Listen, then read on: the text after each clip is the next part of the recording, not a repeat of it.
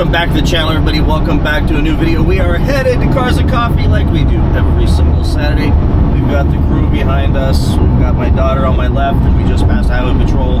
And we were doing like 71. I think we panicked for nothing. I think the speed limit's 70, but panic's okay. Thank God for the radios. We were able to stop everybody from doing anything stupid. But when I'm with my daughter, I keep it pretty tame for obvious reasons, so we're good. But it doesn't matter when you see them sitting there just waiting for you to pass them. You'd think, here we go, no front license plate ticket.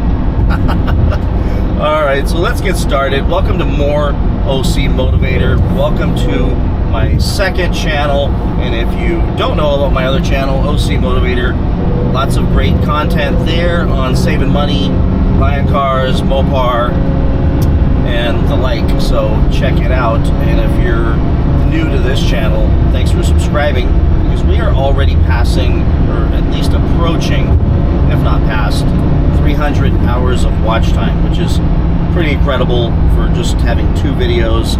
Obviously the views aren't huge, but you're watching the videos, which is so cool. It means a lot. So today's video is about decisions and about succeeding in business and in life by having the ability to make decisions, and how rare it is to find people nowadays that, let me put this in the street here, that can actually make decisions. Now this is going to sound weird, because you're sitting here going, what do you mean, Brad? I make decisions all day long. The more decisions you can make to move a business forward, move your life forward, oftentimes equates to your risk tolerance, your ability to weigh out risk, weigh out options, determine all the potential negatives that could come with that decision, and then move forward. Where I learned this was in the Air Force when I was an air traffic controller. As an air traffic controller, I was in the radar room. That you could either be in the tower or you could be in the radar. And tower is all about what you see in the sky, and in the radar room it was all about what they can't see, what you can see for 30, 40, 50 miles around, and thousands and thousands of feet up, and tens of thousands of feet up into the sky, which means you've got a lot of airplanes and a lot of airplanes moving very, very fast. So when you think about just what's happening in the sky, it's pretty terrifying when you think about it, because what we see with our eyes is a couple little specks, sometimes at night, 2 or 3 little specks, and we think how peaceful. But what the air traffic controllers see is hundreds, if not thousands of airplanes all over the place, all different altitudes, all different speeds, all flying in different directions, and it's pretty terrifying. And that means that those air traffic controllers, which I was one, have to make quick decisions. And the more compact the area that the airplanes get into, meaning as they're coming into an airport, means there's a lot of very, very quick decisions that have to get made.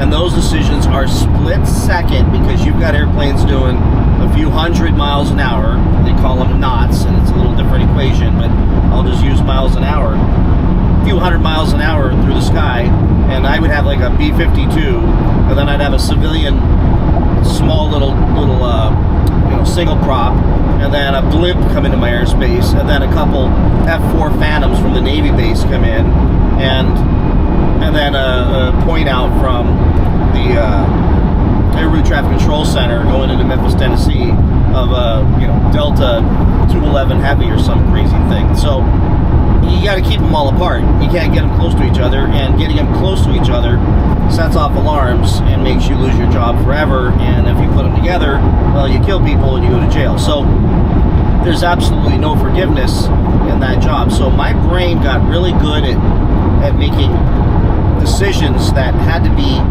almost looking into the future, 5-10 minutes down the road. If I turn this airplane now and I turn that other airplane, will these airplanes meet at the same place? And I lose my job and freedom. And now in business, it's the same exact thing. And on the way to get where I'm at today, it was about making decisions. What I found is a lot of employees who were alongside me along the way, or a lot of salespeople who were out there climbing the ladder early on, if they had the ability to make really good, quick decisions that they could live with, and they looked at these decisions in 3 different ways. 3 separate ways, meaning decisions that you can easily fix, decisions that they'll fix themselves if given enough time, and then decisions that once you make them, they're permanent. You have to live with those decisions. Like having a child. That's a decision you're making that is going to be with you for the rest of your life. So if you look at those 3 ways of looking at it, there's a quote I'll read you in a minute once I get pulled over here, where it's hats, haircuts, and tattoos, and this story has traveled around the business world for years, and I think it makes it all clear, so it's a perfect way to end this video. But the best way to look at every decision is the quicker you can reason on about 3 to 5 steps ahead on if you make that decision, what will happen, what will be the response, what will be that immediate outcome, and then what will be the next outcome, the next outcome, and the next outcome. The more steps you can look down, the faster, the better you're going to be at making these decisions. Meaning, if I, for example, hire this person, and this person doesn't do well, then I could simply manage that person out, but that's a haircut. Because if it's a bad hire, I have to go through a process to move that person out. So that's not just putting on a hat. But if I contract somebody to do something and they aren't doing a good job, I can terminate that relationship and that contract instantaneously. So that would be a hat, for example. But if I purchase a company, or I take ownership in a company, well, that's a much longer decision. Hang on, what?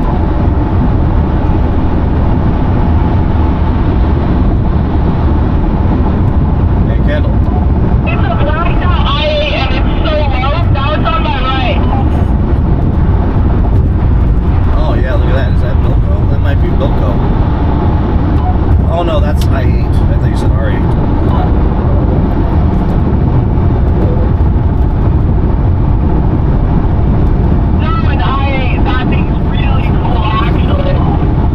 Oh yeah, he's got a wide body kit and everything on it. Very nice. That's pretty. Alright, sorry about that. So I think you're getting the point that I'm trying to get across here. So while you're at work, while you're at home, no matter what it is, think of it like this. Like I see people when they come to my office and they're mad. They'll say, I'm so mad, I'm going to do this to this person. And I always go, and how's that going to make you feel? Well, it's going to make me feel good. They have it coming. I'm going to call and tell them this, or I'm going to do this. And my response always is, and how are they going to respond? Because if you do that thing, back to them for what they did to you, they probably didn't think about your response, so that's going to surprise them. Why don't you not fall for that surprise and think, okay, now if I do that to them, if I call and tell them off, what is their response going to be? And how bad could that affect you based on what you plan to say to this person? And it's pretty clear that it's probably not a good idea to do that thing. It's probably better to take some time, think about that decision a little bit longer. Maybe not have to make such a quick decision. And then evaluate that, come up with the right decision that affects a better outcome, and then make that decision. That's why you're going through that process. Now that you've made that decision and you've seen how it fleshes out over 2 or 3 steps, you're going to be stronger now and more able to make quicker decisions in that arena later on. So it's like working out a muscle. You're just getting better at making decisions, and at the beginning you're just going, I gotta stop and think this one through.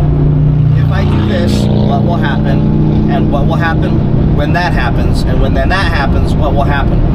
My rule of thumb is always to be the best strategist in the company and to think at least 5 steps down. If we do this, then what will happen? And then when that happens, what happens? And then when that happens, what happens? And then when that happens, what happens? And if this is disastrous, I just made a good decision. My competitors, I find them oftentimes making quick decisions that are bad decisions, and it cost them lots and lots of money, good people, and a whole bunch of resources because they didn't think that, of course, if you do that thing as a competitor to me, I have to respond. And you probably didn't think of the options I would have to respond. For example, taking on a competitor in a marketplace who has way more money than you probably is not a good idea. And I've been very cautious in my career to really be wise when it comes to going into a certain market against competitors that might have more money than I have or my company has at the time to compete, or ability or talent. All these things will help me make a better decision that we have a good outcome and look good for the company. So I hope this makes sense, and it sometimes seems so elementary, like I'm just talking about decisions, but I'm talking about being strategic, being smart, and getting so good at making decisions that the people around you who are frozen in paralysis all the time because they can't make decisions, they're leaders in big companies that end up rising to that position only to find out that they were never in a position to actually be the decision maker, and they were outstanding in executing on other leaders' well thought out great decisions. Now it's time for them to make decisions, and they end up rising to the level of incompetence called the Peter Principle, and now they fail. And I see it all the time. And I will tell you, it's part of the reason I've never pushed, at least till now, never pushed really hard to climb too far too fast, because I want to be certain that people can count on me to make those decisions that will yield great outcomes over a long period of time, so that I don't end up getting tattoos, which are permanent. So tattoos are permanent. So it reminds me of that story with, the guy standing in the middle of the road and there's a car coming. It's like, well, you can step to the left, you can step to the right, or you can stand right where you're at and get ran over. But a decision needs to be made. Sorry. What? I said there's an alright. Make friends. Where? I do. Oh, I can't even see him. There's a blind spot on this thing. Oh, very cool. Make friends in it.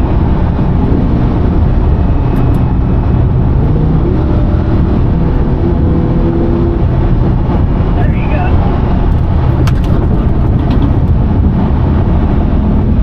All right, so you're standing in the middle of the street, you step left, you're on the shoulder, you step right, you're in the opposite lane, and you get ran over. You got to be able to make that decision extremely fast, or you will be smashed. So with that, we're going to get to Cars and Coffee. I'll read you this quote, this little story, and then we'll wrap this video up, and I hope it's of value to someone out there. All right, we have arrived at South of Sea Cars and Coffee, so I'm going to read this. We're going to end this video, but this is a great story. It's all over the internet, and it's been shared in many different versions, but I'm going to share it with you because I believe in life this could help us. It's definitely helped me. Hats, haircuts, tattoos. I think about decisions in 3 ways: hats, haircuts, and tattoos. Most decisions are like hats. Try one, and if you don't like it, put it back and try another. The cost of a mistake is low, so move quickly and try a bunch of hats. Some decisions are like haircuts. You can fix a bad one, but it won't be quick, and you might feel foolish for a while. That said, don't be scared of a bad haircut. Trying something new is usually a risk worth taking. If it doesn't work out, by this time next year, you'll have moved on, and so will everyone else. A few decisions are like tattoos. Once you make them, you have to live with them. Some mistakes are irreversible. Maybe you'll move on for a moment, but then you'll glance in the mirror and be reminded of that choice all over again. Even years later, the decision leaves a mark. When you're dealing with an irreversible choice, move slowly and think carefully. So hopefully today's video was helpful to you all, and I'll keep bringing stuff like this to you. Let me know if there's any topics you'd like me to cover. And with that, please like, subscribe, comment, share this video with anyone who you think could benefit from it, and I'll see you in the next one. Bye-bye.